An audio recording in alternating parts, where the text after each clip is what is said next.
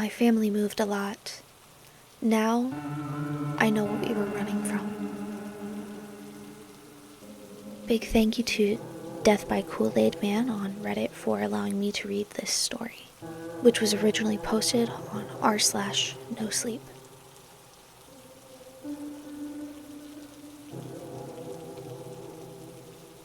At first, I thought it was fun.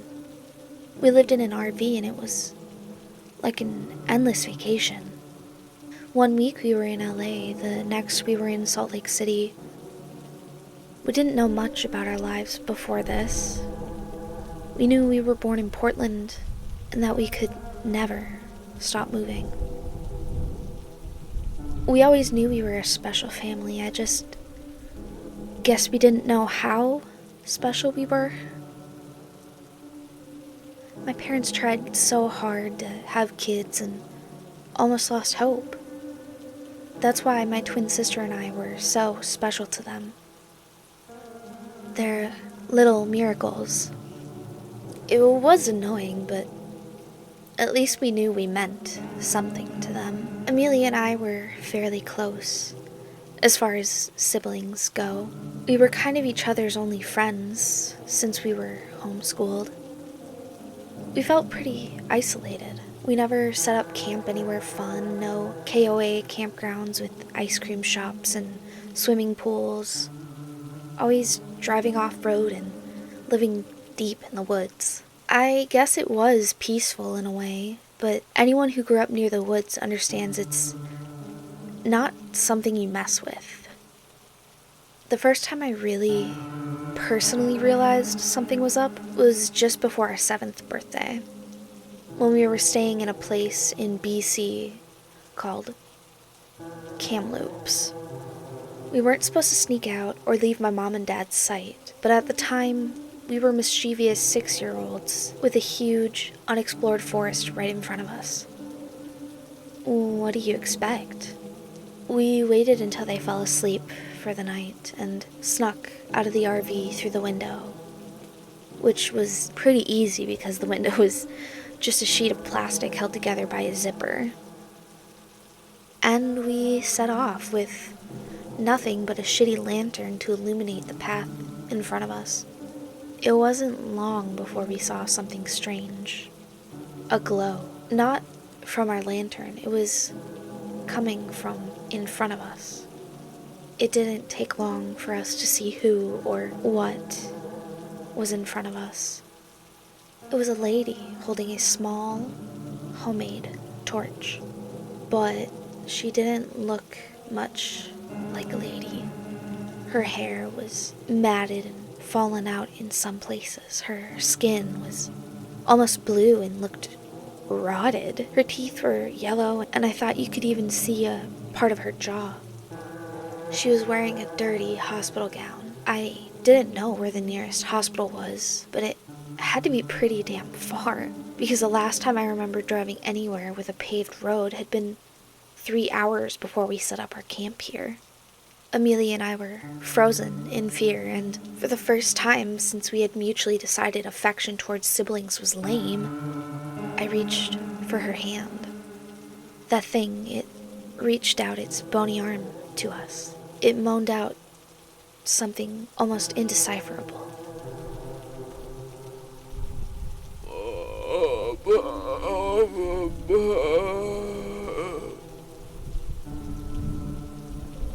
That was enough to snap me out of it, and I sprinted away, dragging Amelia behind me. By some miracle, we had made it back to the RV, and by some other miracle, got back in without waking our parents. We didn't get much sleep, and were far too shaken up to even say good morning to our parents, let alone tell them what had happened. Would they have even believed us if we told them? Well, after what happened next, I guess they would have had to. And we opened the door to the RV. We saw the remains of what we had left out overnight. A campfire reduced to ashes. The sticks, covered in charcoal Amelia and I had used to draw on the rocks, and a makeshift table with a few cans of beans had been utterly destroyed. It wasn't too out of the ordinary to have our camp ravished by animals. We lived in the woods, after all. But this was something no animal could do. This looked set up, like whatever did it had a plan. What we saw written on the back of the RV confirmed this belief. In the charcoal sticks, someone had written, "You can't run forever," on our trailer. Mom made us breakfast while Dad cleaned up the mess. We left shortly after that and drove for hours, not even stopping for quick washroom breaks. Mom and Dad spoke in hushed whispers as Dad drove. I wish I knew what they had been talking about. At night, I guess because Mom and Dad could see we were shaken up, they took us for a rare treat. A dinner at a real restaurant. A shitty diner, but a restaurant nonetheless.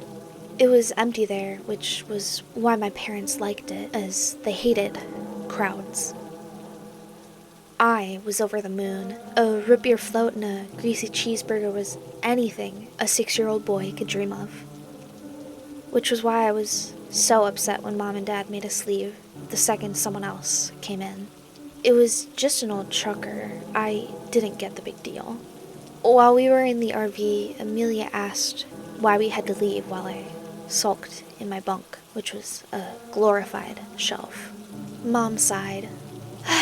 I suppose you two are almost 7. That's old enough to know. Well, Zachary, Amelia, the reason we had to leave is because we're scared of losing you. Do you remember what happened when you were 4?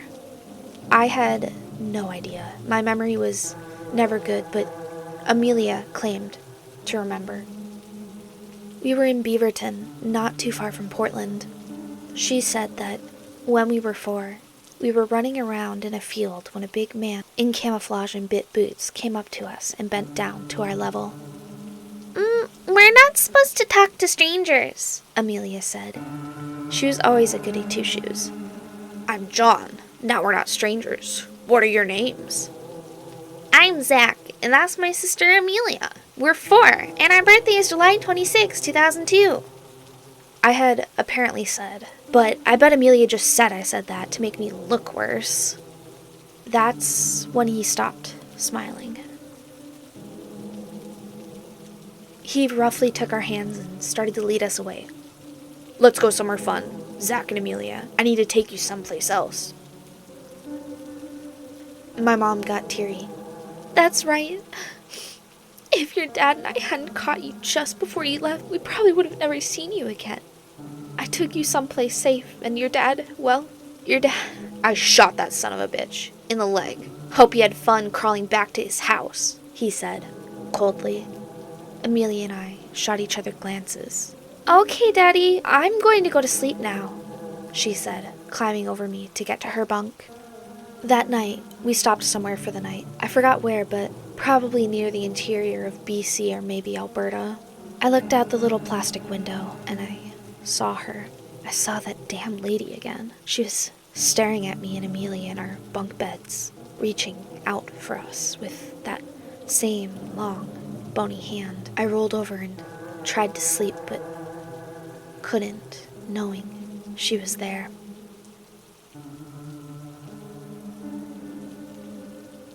Life continued on like that for a while.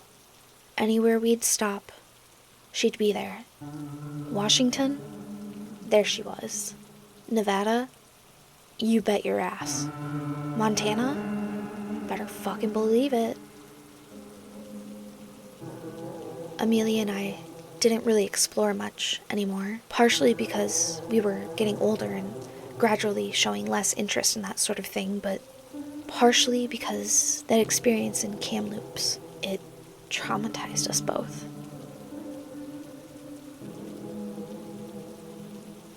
That didn't stop the lady from trying to get us. Sometimes we'd catch a glimpse of her on the highway as we drove by. Sometimes she'd appear right where the fire of our campsite stopped illuminating, so we could barely see her. On the rare occasion we went into public to get supplies or food, I could have sworn I caught a glimpse of her in the crowd. Whenever she was around, I always heard that damn cry of hers. Mama, mama.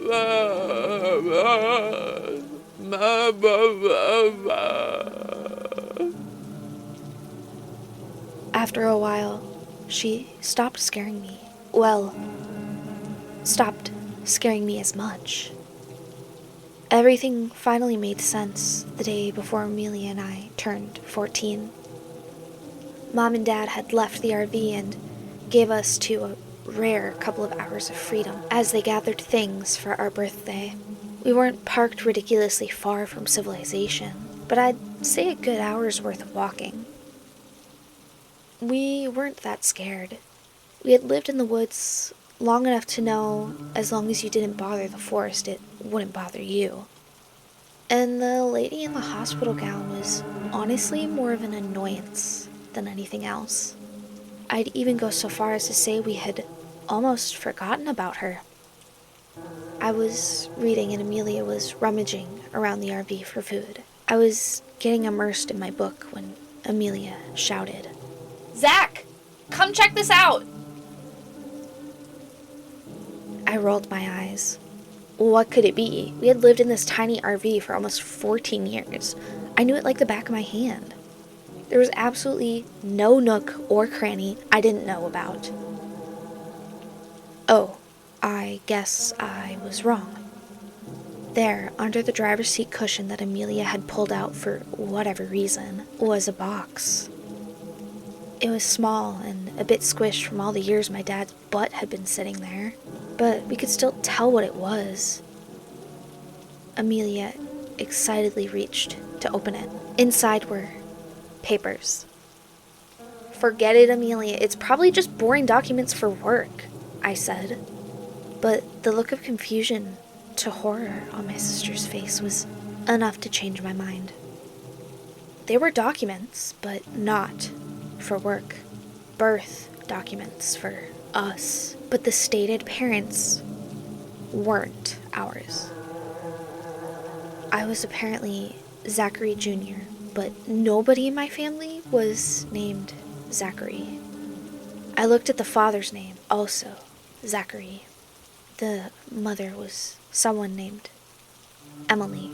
"Maybe we're adopted?" I suggested. Amelia reached in and pulled out another sheet of paper. She shook her head and held out the next one for me with a shaky hand. "Infants missing from Portland Hospital, July 27, 2002. Twins Zachary Christopher Clark Jr. and Amelia Emily Clark. Ongoing search. Anyone with information is to report it to the police immediately." Clark? Christopher? Those weren't our names. Our last name was Brown. Just standard Brown, and our parents' names certainly weren't Zachary and Emily. They were Jenny and Kevin. I had a feeling that things were going to get worse. I was right as Amelia pulled out the third and second to last paper. Portland, mother of 2, murdered in hospital. Emily Clark, 27, had recently given birth to twins, now missing when she was smothered to death in her own hospital bed. Police drawing of suspects. We looked at the police drawing. It was obviously not a complete match, but they were basically the only other 2 faces we had seen our entire lives. Mom and Dad. It continues. CCTV footage shows the 2 suspects leaving the hospital through a back door with the 2 infants. Search is ongoing. If spotted, do not approach these individuals. Alert the authorities immediately. We were silent as Amelia shakily grabbed the last piece of paper. This was from 2006 when we were 4. After an Oregon man allegedly spotted the missing kids and was attacked by the perpetrators, a glimpse of hope is seen in this 4-year-long cold case. Father and husband of the victims, Zachary Clark, shares this message. To my babies, I have no idea where you two are, but I will never let go of hope that one day I will see your beautiful faces again. You may not even know who I am, but that doesn't change anything. Until we meet again, Daddy loves you. We couldn't even say anything. What do you even say to that? We just stood in silence for a while, and then we heard a banging on the RV. We jumped and looked outside. It was the lady in the hospital gown, closer than ever. We could see her bluish-gray skin. We could see her hazel eyes. They kind of looked like Amelia's.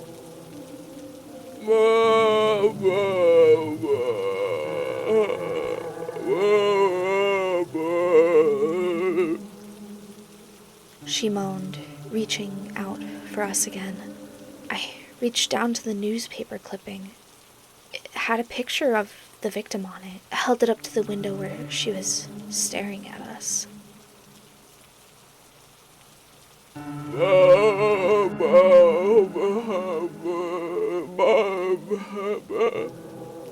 She said again. Ma, ba, ba. My baby. All this time, she had just wanted her babies. Amelia stepped out of the RV. I was scared at first, but this day couldn't get any crazier, so I followed. Mama? She asked, tears in her eyes.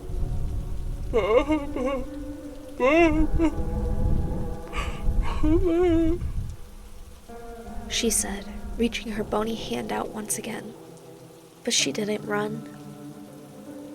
Amelia let her touch her face as she gently rubbed her hand across her cheek. She did the same to me, but then pointed in the direction of the nearest town.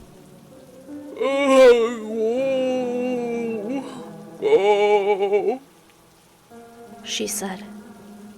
Go? Why? Amelia asked.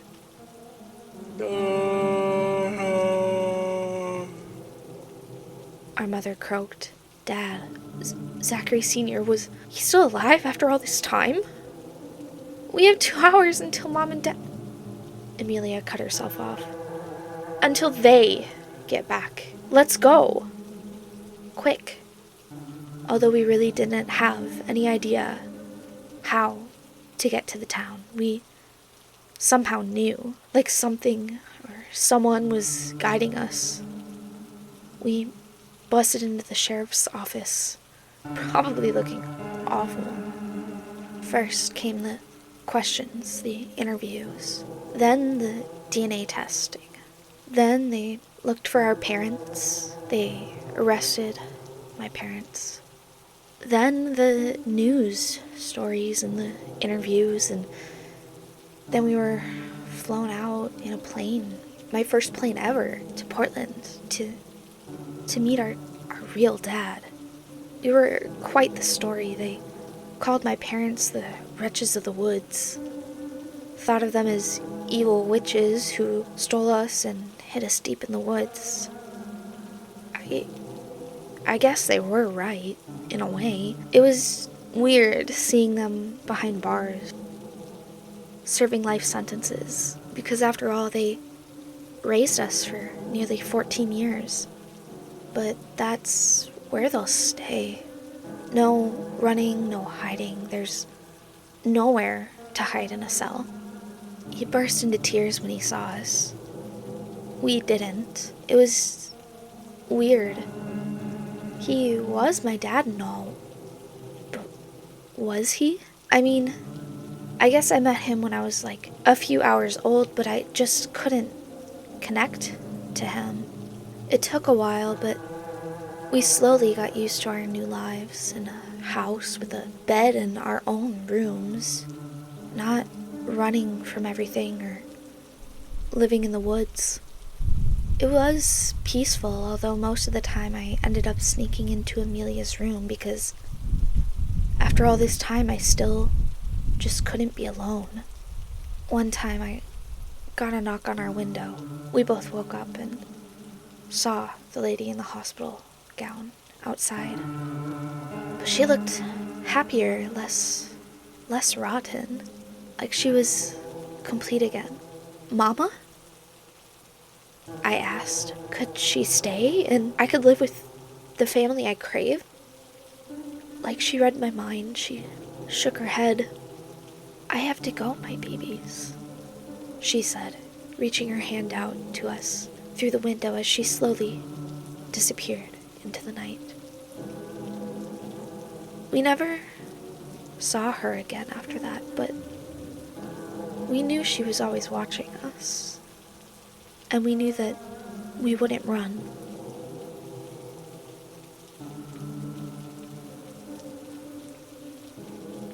Alright guys, well I really hope that you enjoyed this month's video. Big thank you again to Death by Kool-Aid Man on Reddit for allowing me to read their story. As always, the original will be linked in the description.